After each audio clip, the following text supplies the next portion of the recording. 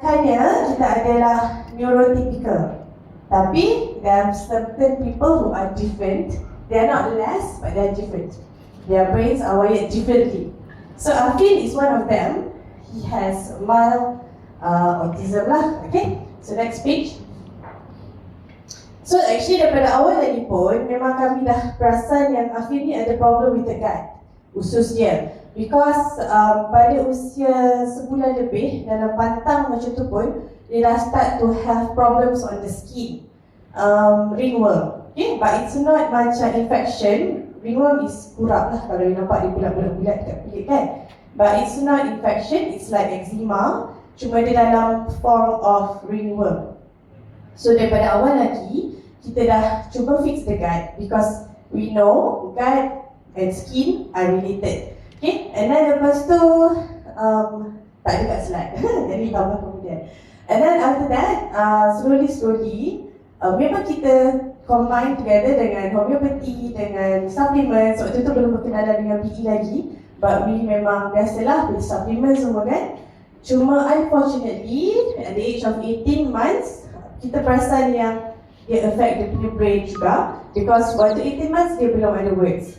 Okay, and then kita start EIP, Early Intervention Programs, as soon as 2 years old. So daripada tak ada words langsung, dia slowly start to have lah words kan. And daripada tak boleh communicate, dah boleh communicate, cuma not the same as budak dia punya age kan.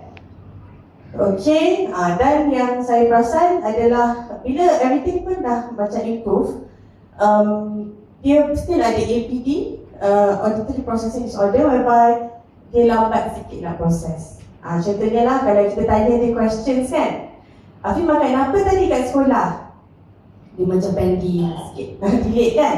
And usually I will prompt, I macam give an idea of what the answer is. Macam Afin makan apa? Makan nasi ke? Makan mie ke?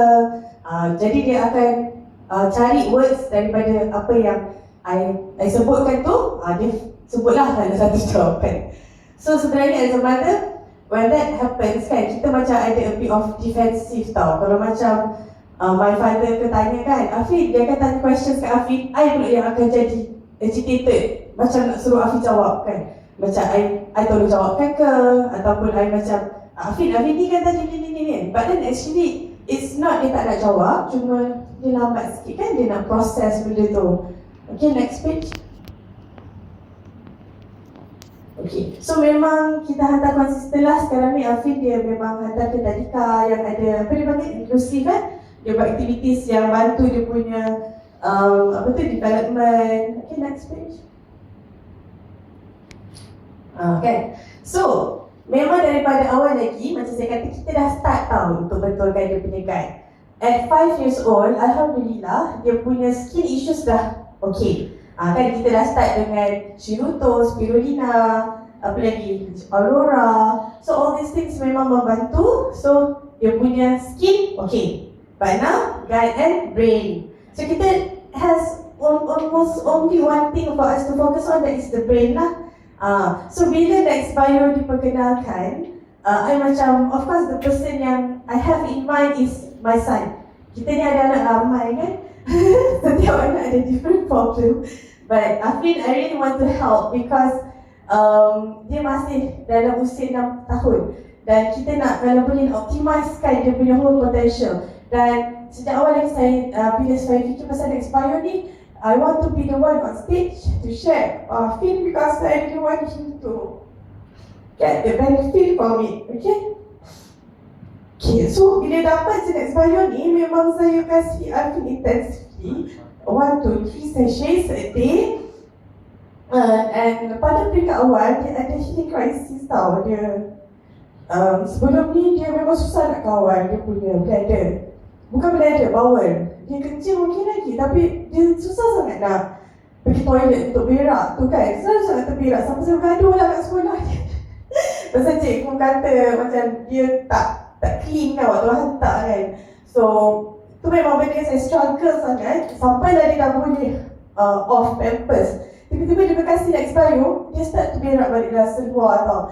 Saya panik lah, cakap dengan mama, Afin keras. Lepas tu my mom, being who she is, dia kata, no, I don't think she's very depressed. And me, relax, it's just a crisis. Okay? And then lepas tu, next page. And then kita kan pergi Tokyo kan. So saya start to call, lepas tu buat video call semua. He was very happy, very cheerful, chit-chatty. And then bila I tanya, dia jawab cepat. Kata, Afin nak makan apa tadi? Afin makan nasi. Kan? And then lepas tu tanya Aidan adik dia lah. Aidan kat mana? Aidan dekat atas. Laju sampai dia jawab. I was like, cepatnya dia jawab. Selalunya I kena prompt tau. I kena bagi tahu apa yang dia nak jawab. Tapi dia boleh jawab sendiri. So I was, bila dia orang tanya, what is your testimony on this bio? Baru kita cakap, lah, Afin dah boleh jawab. Cepat sangat. Okay, and then lepas tu dia lebih fokus, lebih tenang. He's very happy, can smile. Dia boleh communicate. He even message me waktu dekat Tokyo, dia ambil gambar, dia tunjuk Afin E. Dia kan budak-budak neurodivergent. Sorry, terlama sikit. Divergent ni biasanya dia betul ada one thing yang, bukan one thing lah, kadang-kadang budak biasa tak boleh achieve, dia dah boleh achieve dulu. So kalau Afin dia sangat suka with words, so dia dah boleh baca banyak juga at his age yang 6 tahun ni. Okay, so next. So memang ada research banyak sangat research on probiotic and GAD and autism. Okay, GAD and autism memang ada banyak research yang menunjukkan actually kadang-kadang autism ni memang ada problem with the GAD. So please fix the GAD dan juga APD ni Auditory Processing Disorder tadi, dia lambat sikit nak process words. So that's why probiotic and GAD and brain memang directly related. So please focus on the GAD. And lastly, so please don't betul dipanggil work your best lah as parents kan. Kita akan usaha sebaik mungkin untuk anak-anak kita. Okay, so even ada sedikit pun benda yang kita boleh usahakan, kita usahakanlah. Walaupun kita dapat kecil kan, sebenarnya impact dia boleh jadi sangat-sangat besar. So imagine in the future, insyaAllah kita doakan yang terbaik untuk anak-anak kita. Dan sebagai ibu bapa, terus berusaha dan jangan putus asa. Itu je, terima kasih.